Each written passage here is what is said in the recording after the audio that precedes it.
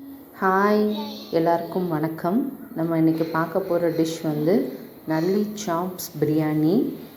அதை நல்லா வாஷ் பண்ணிவிட்டு ஒரு குக்கரில் கொஞ்சோண்டு ஆயில் ஊற்றிட்டு கறியையும் போட்டுட்டு அதுக்கு தேவையான அளவு உப்பு தண்ணி போட்டு ஊற்றிட்டு 15 to 20 minutes சிம்லேயே வச்சு அதை வேக விடணும். அதுக்கப்புறம் பிரியாணி அரிசி இன்றைக்கி நான் வந்து 4 உலக்கு எடுத்திருக்கேன். 4 உலக்கு எடுத்துகிட்டு அதை வந்து நல்லா தண்ணி ஊற்றி வாஷ் பண்ணிவிட்டு 2 times வாஷ் பண்ணிவிட்டு அதை வந்து 20 to 30 minutes நல்லா ஊற வைக்கணும்.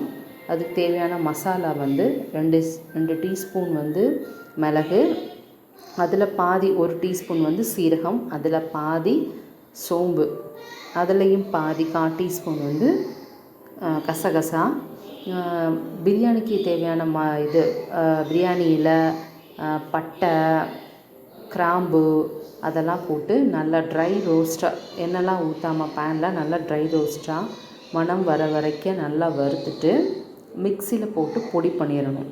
தண்ணி ஊற்றாமல் வெறும் பவுடர் மாதிரி இந்த மாதிரி அரைச்சி எடுத்து வச்சுக்கணும். அதுக்கப்புறம் வெங்காயம், அதாவது ஒரு உலக்குக்கு வந்து ஒரு வெங்காயம் மாதிரி அளவு மெஷர் பண்ணி எடுத்துக்கோங்க. அதோட பச்சை மிளகா 2 3 நம்ம காரத்துக்கு தேவையான அளவு பச்சை மிளகா எடுத்து அதோடையே சேர்த்து பேஸ்ட் பண்ணிக்கோங்க.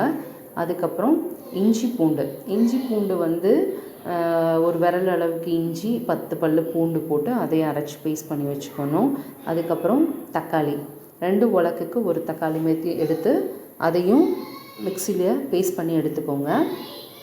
அதுக்கப்புறம் ஒரு கரண்டி தயிர், அப்புறம் நம்ம பிரியாணி எதில் செய்கிறோமோ அதை எடுத்து வச்சுட்டு அதில் கொஞ்சோண்டு எண்ணெய், வாசனைக்கு தேவையான அளவு நெய் ஊற்றி நம்ம எல்லாமே பொருள் அரைச்சனால எதுவும் போட மாட்டேன் நான். வெறும் வெங்காயம் மட்டும் அதை போட்டு நல்லா வதக்கிட்டு அதோட இஞ்சி பூண்டு போட்டு நல்லா பச்சை வாசனை போகிற அளவுக்கு வதக்கிட்டு தக்காளியை போட்டணும். அதுக்கப்புறம் நம்ம அரைச்சி வச்ச பொடி இருக்கு இல்லையா, அதையும் நல்லா வதக்கிட்டு புதினாவும் கொத்தமல்லியும் நான் கொஞ்சம் கட் பண்ணி போடுவேன் பிள்ளைய சாப்பிட்றனால. ஸோ அதையும் போட்டு நல்லா வதக்கிட்டு நம்ம தயிர் ஒரு கரண்டி எடுத்து வச்சுருந்தோம் இல்லையா, அதையும் நல்லா வதக்கி எடுத்துக்கிட்டு அதுக்கப்புறம் நம்ம வேக வச்சுருந்த கறியை அதில் போட்டு நல்லா கிண்டி அதோடய எசன்ஸ் எல்லாம் அதில் இறங்கணும் இல்லையா, அதனால் நல்லா கிண்டி ஒரு 2 minutes 3 minutes வந்து ஒரு மூடி போட்டு மூடி வச்சிடணும்.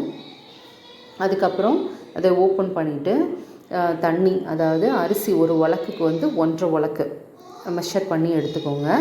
நான் வந்து இதில் வந்து நம்ம கறி வேக வச்சுருக்கோம் இல்லையா, அந்த தண்ணியை ஃபஸ்ட்டு அளந்து ஊற்றிடுவேன். அதுக்கப்புறம் நம்மளுக்கு எவ்வளோ தேவையோ அந்த அளவு தண்ணியை அதில் ஊற்றி மூடி போட்டு மூடி வச்சிடணும். நம்ம கொதிக்கிற வரைக்கும் நல்லா கொதி வந்த பிறகு அப்படியே மூடியை ஓப்பன் பண்ணி நம்ம வச்சிருந்த அரிசி இல்லையா அதையும் போட்டு கிண்டி உப்பு தேவையான அளவு உப்பும் போட்டு காரம், அதாவது நம்ம குடித்து பார்க்கும் போது காரம் கொஞ்சம் தூக்கலாக இருக்கணும், உப்பும் கொஞ்சம் தூக்கலாக இருக்கணும், புளிப்பு இதெல்லாம் ஒரு லைட்டாக கொஞ்சம் தூக்கலாக இருக்கணும். அதை பார்த்துட்டு நம்ம தேவையான அளவு உப்போ எது வேணும் காரம் தேவையோ அதெல்லாம் போட்டுட்டு சிம்லையே மூடி போட்டு வச்சணும். ஒரு 15 to 20 minutes சிம்லையே நம்ம வச்சிட்டோம்னா அப்படியே டேஸ்டான பிரியாணி நம்மளுக்கு ரெடி.